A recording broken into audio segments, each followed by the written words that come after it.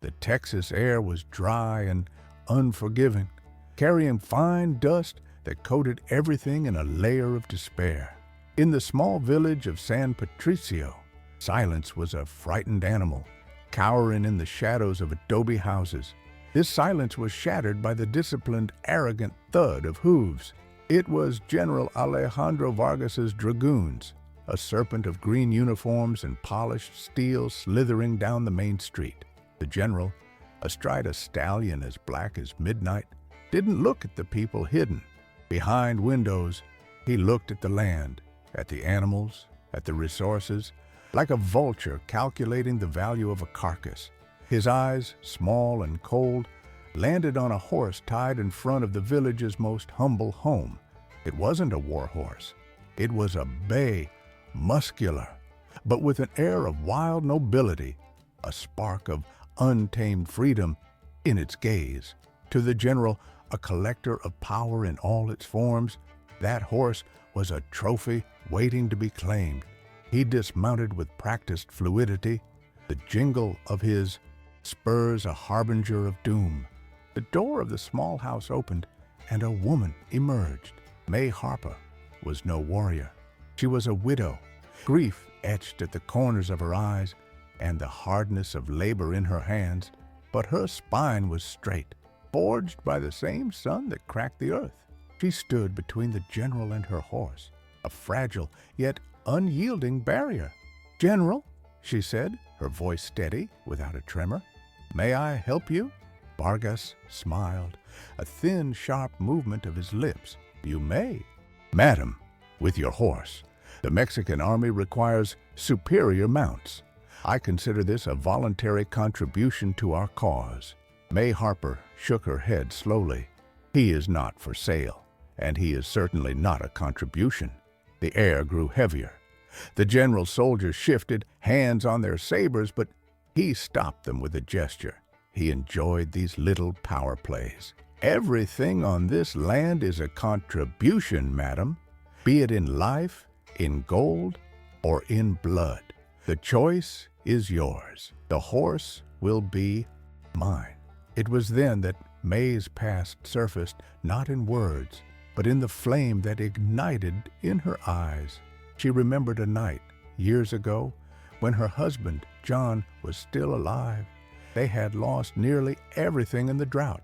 A tall man with an easy smile and eyes that seemed to hold the vastness of the Tennessee sky had sat by their fire. Davy Crockett. He wasn't a legend to them. He was a friend, a man who understood the value of the land and freedom. Seeing their hardship, Crockett had taken them to his camp and shown them a bay colt, newly weaned. "A free spirit needs a free mount," Crockett had said, handing the reins to John. "Take good care of him. He has the heart of Texas." They named him Spirit. He was more than an animal.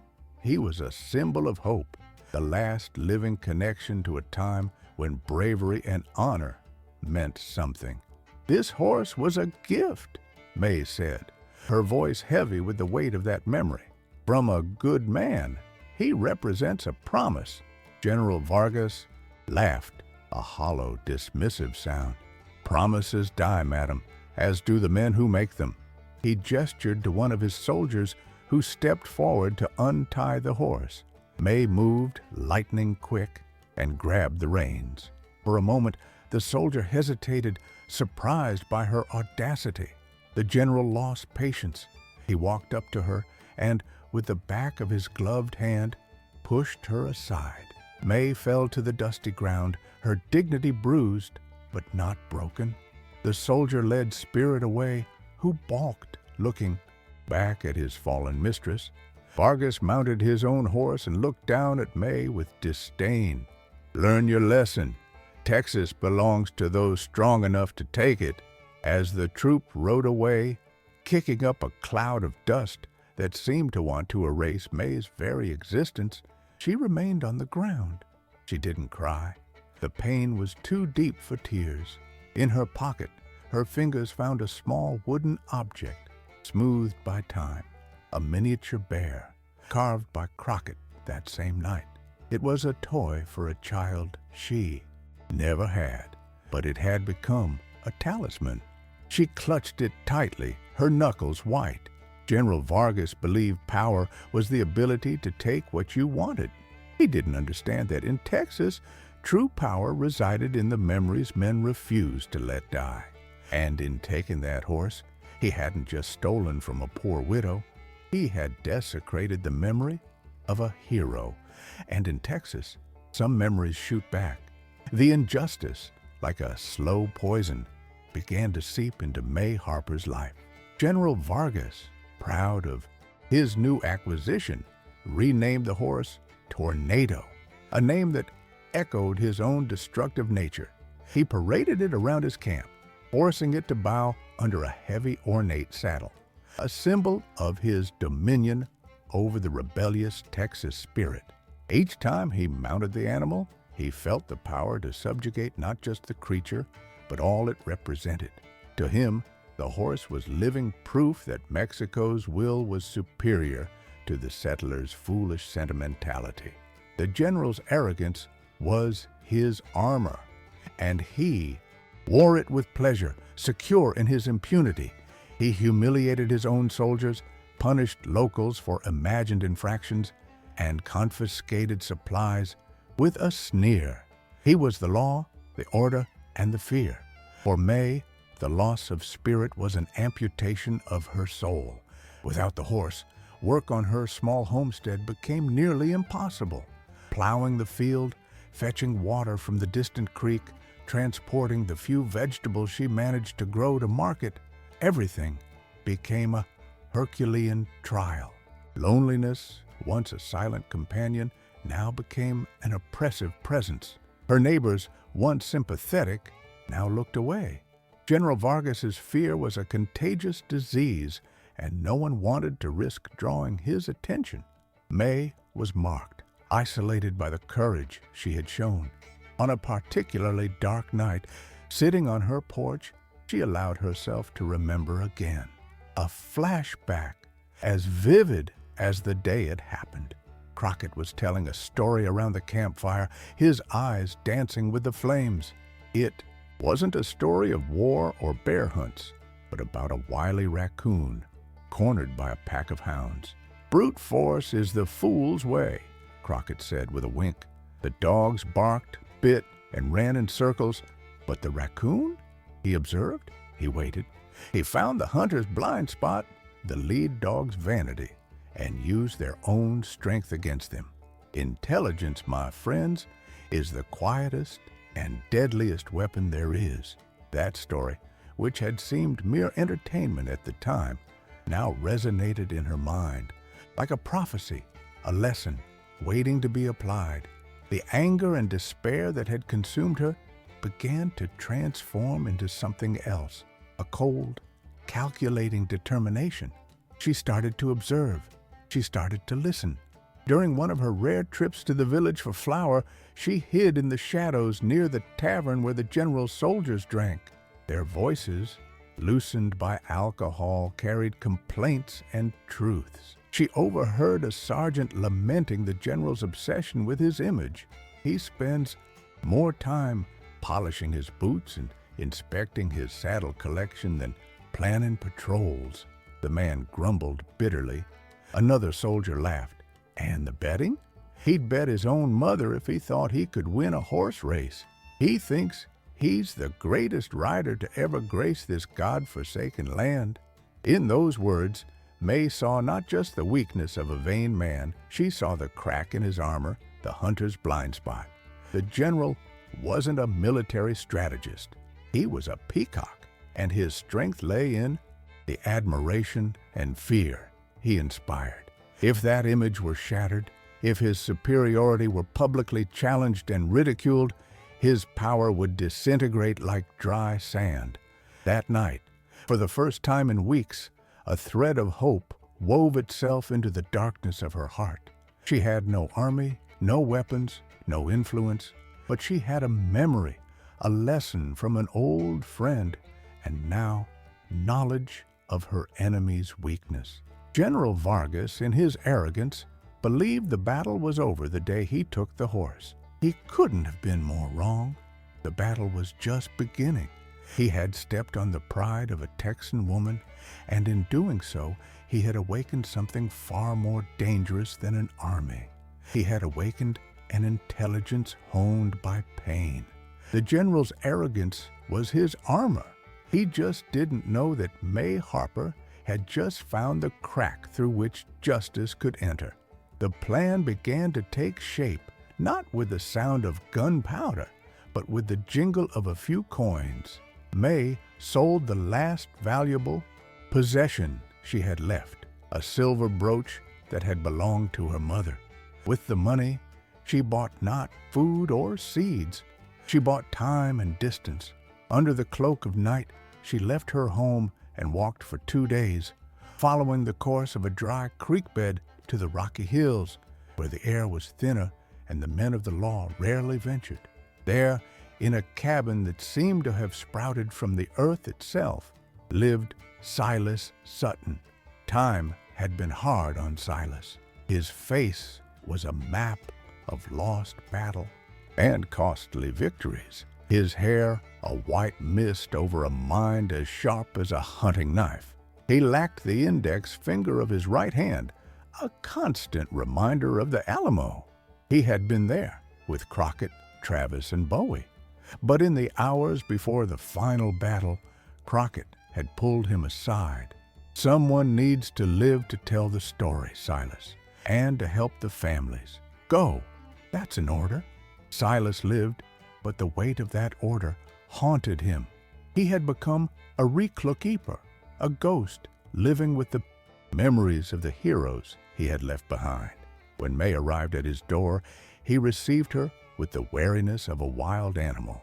He remembered her, John Harper's wife, a good man. He listened to her story in silence, his gaze fixed on the hearth fire. When she finished, he shook his head. Fighting days are over for me, May. I'm an old man. The general has soldiers, cannons. What can we do? May didn't ask him to fight. She didn't speak of revenge. Instead, she pulled the small wooden bear carved by Crockett from her pocket and placed it in Silas's hand. Crockett didn't teach us to fight with cannons, she said, her voice low and firm. He taught us to fight with our heads. He told me a story about a raccoon. And she repeated the lesson about intelligence overcoming brute force. Then she told him what she had discovered, the general's vanity, his love of horse races, his obsession with status. Silas's eyes, once dull with resignation, gained a familiar glint. He turned the wooden bear in his calloused hand. It was as if his old friend's voice echoed in the cabin. He wasn't being called to a war, but to a hunt, an intelligent hunt. A peacock, Silas murmured, and a crooked smile, the first in years, creased his lips. Peacocks like to show off. The plan they devised was audacious. In its simplicity, it involved no ambush, no direct confrontation. It involved exploiting the general's greatest weakness, his ego. Silas, using old contacts from his days as a scout, began to spread a rumor, the story of a grand horse race to be held near the border. The prize, a legendary saddle supposedly made of silver from the San Luis Potosi mines and inlaid with turquoise, a prize fit for a king. It was all a lie, of course.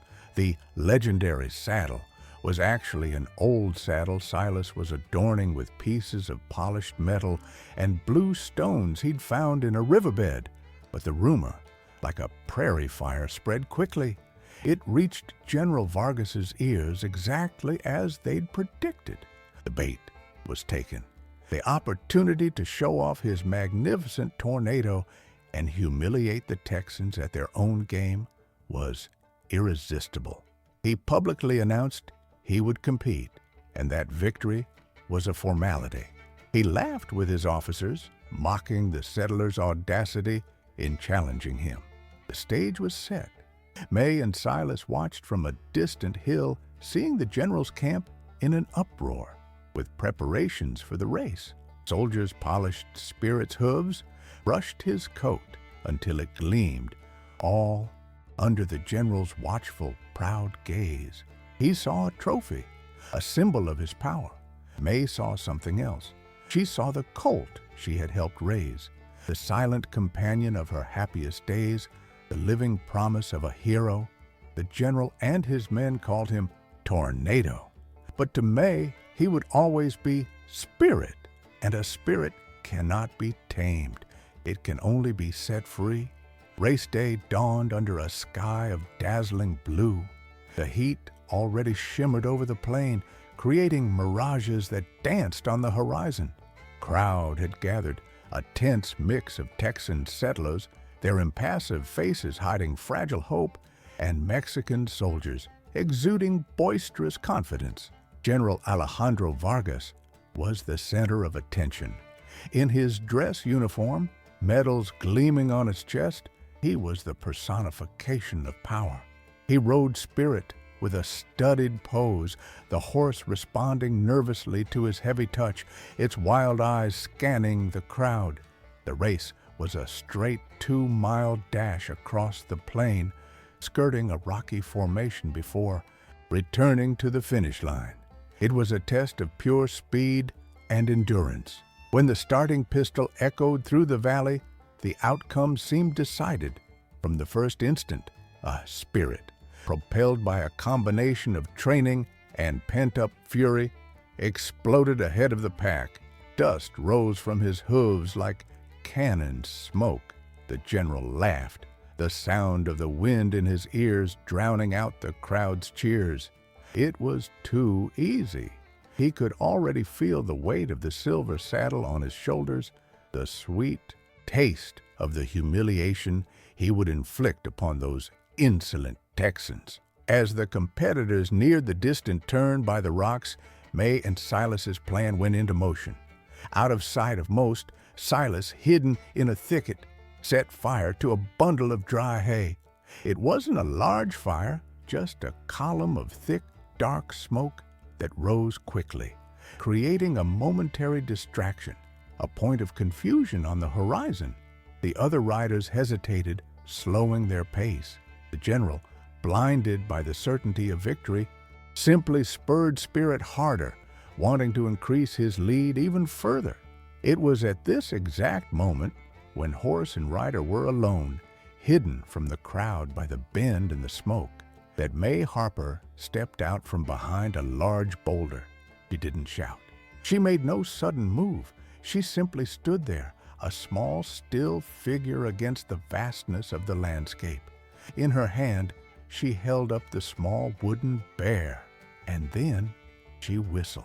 It wasn't a loud, shrill sound, but a low, melodic whistle. A 3-note tune she and John used to call the colt in the pasture, the same tune Crockett whistled idly while he carved the wood. For a moment, nothing happened. Spirit continued to gallop, obeying the general's command. But then his ears twitched, his head lifted. The sound cut through years of captivity, through the noise of the wind, at the beat of his own heart. It was a sound that came not from his memory, but from his soul. He recognized the whistle. He recognized the scent of home the wind carried. He stopped so abruptly that the general was nearly thrown from the saddle.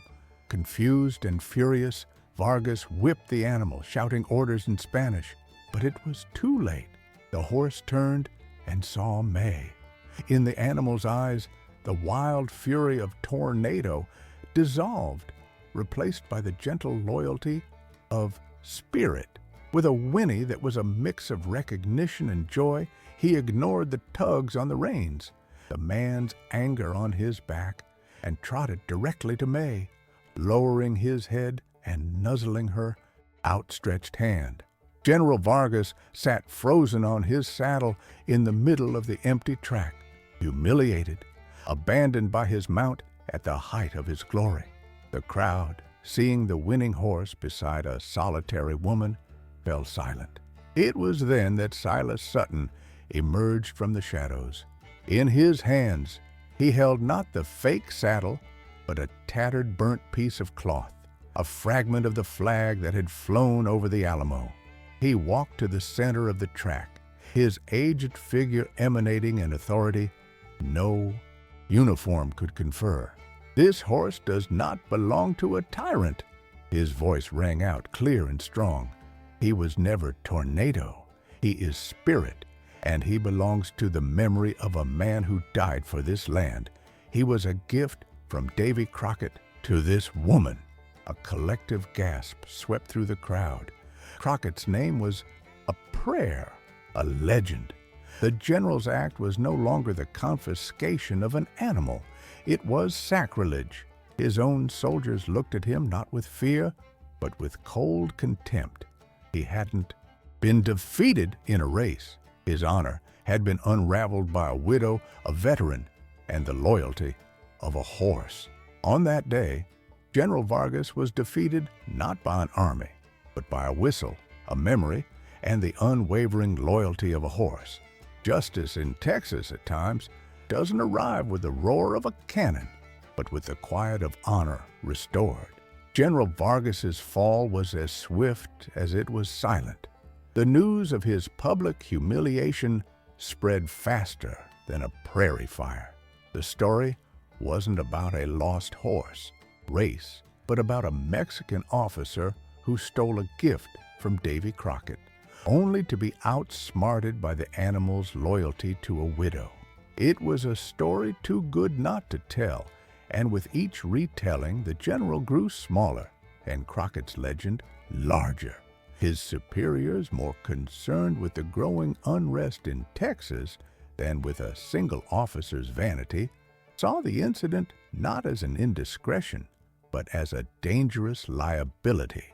The general was quietly recalled to Mexico City, stripped of his command, and transferred to a forgotten post on the southern border, an exile where his arrogance would only have cockroaches for an audience. He wasn't arrested or executed. He was simply erased, condemned to live with the echo of his own failure. For May Harper, victory brought not celebration, but a deep, quiet peace. With spirit back, her small homestead came back to life. The horse plowed the fields, carried water, and took her to market, not as a servant, but as a partner. The community, freed from the general's fear, rediscovered its courage. Neighbors appeared with seeds, helped mend her fence, and shared their harvests. They saw her not as a war hero, but as something more enduring, a symbol that dignity, when defended with intelligence, is an invincible force. Silas Sutton visited her one last time before returning to his isolation in the hills. They didn't say much. They sat on the porch, watching spirit graze freely as the sun dipped below the horizon, painting the sky with hues of orange and purple. "Crockett would have liked this story," Silas finally said. May merely smiled, a genuine smile that reached her eyes for the first time in a long while. The justice they had achieved was not blind revenge. It was restoration. They hadn't destroyed the general with hate, but with truth. They had proven that the values men like Crockett championed, honor, loyalty, and respect for the humble, were stronger than any army. The story became a lesson, a campfire tale that inspired others to resist not with violence, but with cunning and faith in their principles. Freedom, the story taught, was not won only on the battlefield, but also in the silent gestures of defiance and in the refusal to let the memories of heroes be forgotten. Years later, children growing up in that land would ask the elders about the fastest horse in Texas, and the elders wouldn't speak of its speed, but of its loyalty. For they taught that, in this land, true strength lies not in the legs that run, but in the heart that remembers who set it free. Texas didn't belong to those who took it by force. It belonged to those who, like May Harper, stood their ground, quiet and unyielding, guardians of its untamed soul. If this story of courage and honor moved you, subscribe to our channel so you don't miss any Old West legends. Share this video with everyone who is proud of their roots and believes in the strength of the values that define us. And don't forget to comment from which city or state you're watching. Your participation keeps the flame of these great stories alive.